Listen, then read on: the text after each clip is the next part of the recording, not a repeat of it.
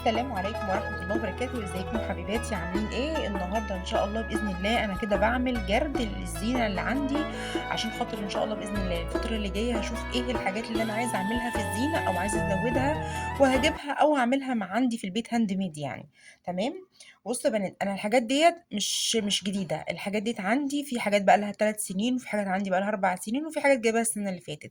فكل سنة كده على مدار الثلاث 4 سنين اللي فاتت كنت كل سنة بجيب لي حاجة جديدة، يبقى منها تجديد للبيت ومنها زينة إضافية باكمّل الزينة بتاعة رمضان اللي عندي يعني يا بنات. بُصّوا، أنا عندي مثلًا فانوس إيكيا دوّة، أنا بقى لي تقريبًا عندي بتاع 4 سنين تقريبًا، بقى له عندي 4 سنين. فأنا جِبت له إيه، أنا جِبت له الشمعة الإلكترونية طبعًا إحنا عارفينها كلّنا عارفينها، جِبتها له قُلت هتدّي لها شكل كده وتدّي له منظر وأشغّله أستخدمه في رمضان برضه.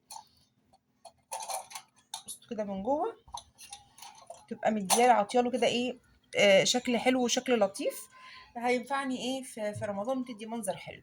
ده بالنسبة للفانوس بتاع IKEA. ده كان كنت جايباه السنة اللي فاتت بصراحة يا بنات، هو بيغني وبينوّر، هو بصراحة كنت أنا جايباه لبنوتي، بس يعني هي إيه غِضبت عليه يعني. تمام. فأنا قُلت حلو هيستخدم طبعًا لونه دهبي يعني هيمشي معايا كديكور. طيب الكُشَن ديّة أنا جايباها عندي بقى لها 3 سنين. أنا كل سنة بعد ما باغسلهم باطبّقهم باحطّهم جوّه واحد فيهم كده ويدنّاها إيه موجودة عندي. عندي الاتنين دُولي زي بعض، عندي ده وليه أخ تاني أهو، دول كده الاتنين دُولي كده زي بعض يا بنات. خلاص، خلاص، تمام. دول كده زي بعض، الاتنين نفس الشكل، الاتنين نفس شكل الإيه، الكوشن. ده كده 2 وفي 2 دُولي برضه كانوا عندي برضه بقى لهم مدة، بس أنا لسه برضه بصراحة إيه، باحطّهم. تمام. اللي هم كان عليهم الرسومات والحاجات ديّة. وعندي المفرش بتاع السفرة، ده مفرش السفرة كبير اللي هو الخيامية، وده برضه يا بنات أنا اللي كنت عاملاه، أنا اللي كنت جايبة القماش وأنا اللي كنت مركبة له الفرنش اللي هو اللي هو الدهبي دوّة. تمام. الحاجات ديّة كل سنة بعد ما باستخدمها باروح غاسلاها غسلة كويسة وباروح مطبقاها وعيناها للسنة اللي بعدها. طيب إيه تاني؟ عندي runner، ده للبار بتاع البوفيه بتاع السفرة. ده برضه إيه runner كده طويل كده عاملاه للبوفيه السفرة. الحاجات دي إن شاء الله بإذن الله إحنا هنفرشها مع بعض إن شاء الله بإذن الله. تمام. دي كده بالنسبة للكوشن. أنا كنت عايزة السنة دي أجيب مفارش، طبعًا هاوريها لكم، أنا جبتها فعلًا وأنا اللي عملتها يا بنات بإيدي، أنا اللي خيطتها وأنا اللي فصلتها بإيدي. طيب أنا السنة اللي فاتت كنت جايبة الهلال دوّة، طبعًا كلنا عارفينه. أنا بُصّوا الحاجات عندي بتبقى بسيطة يعني مش حاجات over أوي. تمام. الهلال ده اللي هو إيه، ثانية واحدة بس كده، لإن السلك بتاعه ده كده إيه متداخل في بعضه. اهم.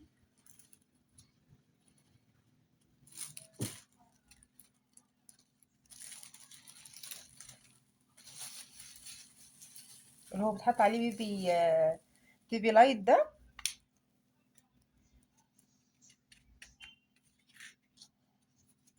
اهم.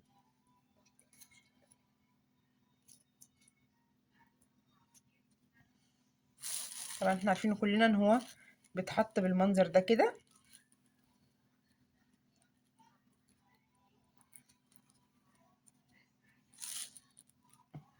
بالمنظر ده كده يبقى شكله حلو مع الإضاءة اللي هي الbaby light ديّة، بس الحجارة بتاعتها واقعة فهاركبها لسه.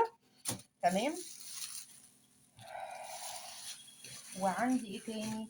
بُصّوا ديّة يا بنات فكرتها جميلة للي عايز يستفاد منها أو يعمل زيّها. أنا كنت عاملاها يا بنات السنة اللي فاتت، ستارة رمضان كريم، كنت أنا كاتباهم كده.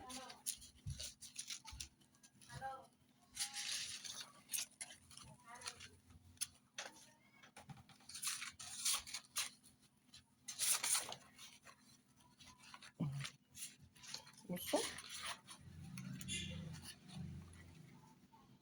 أنتِ بتعلّقيها كده، دوّة يا بنات ورق كانسون، ورق كانسون عادي جدًا. حتى بُصّوا يعني إيه أثر العثور عليها من كان الشهر اللي فات، شهر رمضان يعني.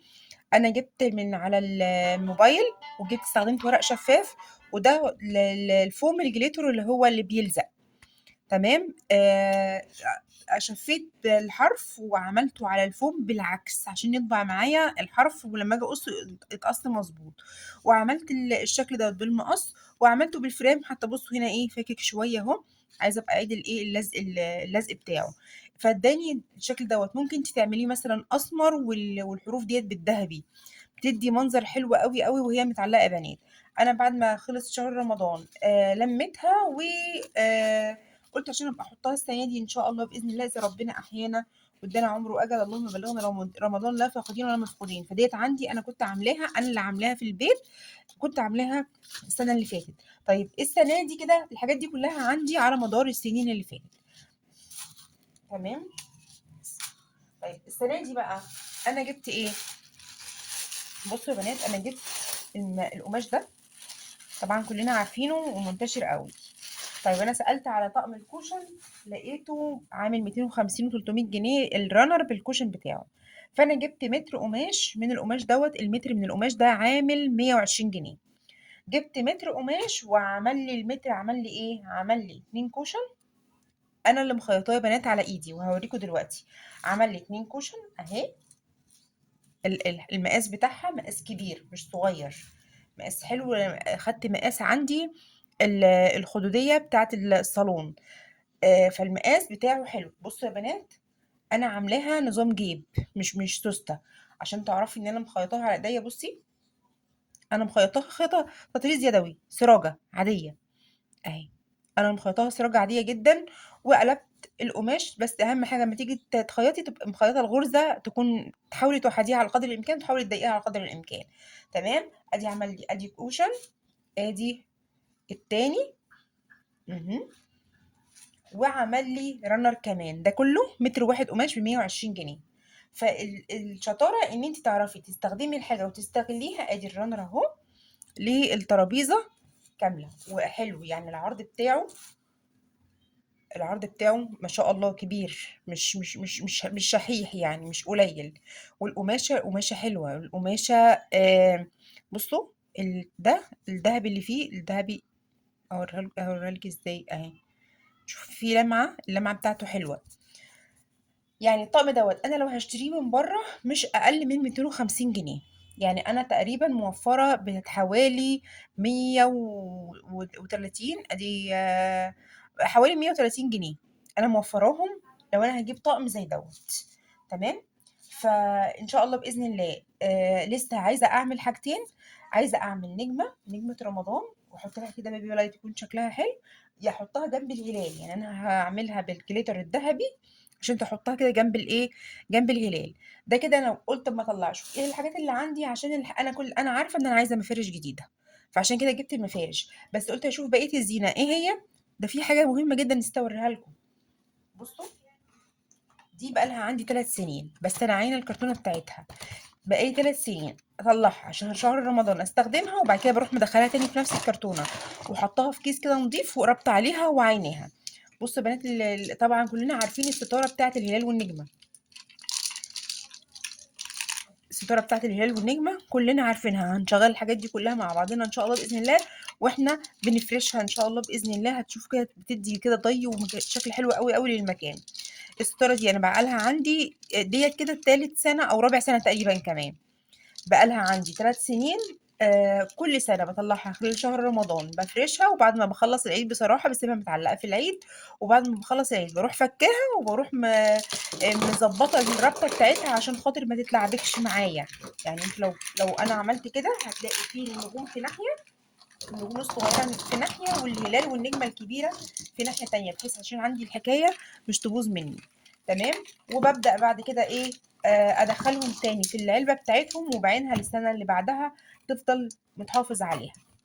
لحد هنا كده خلص الفيديو. ديت الحاجات اللي موجودة عندي يا بنات، والحاجات اللي انا هعملها فيديو كده يكون مثلا شورت ولا حاجة يكون قصير عشان تشوفوها وتستفادوا منها لو حد عايز يحابب هو يعمل حاجة بإيده في البيت. انا من النوع اللي بحب الحاجات اعمل هاند ميد، بستمتع بصراحه وانا بعملها. فلحد هنا خلص الفيديو بتاعنا.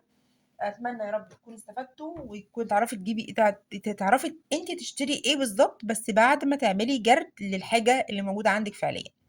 لحد هنا خلص الفيديو، اشوفكم فيديو تاني ان شاء الله باذن الله، والسلام عليكم ورحمه الله.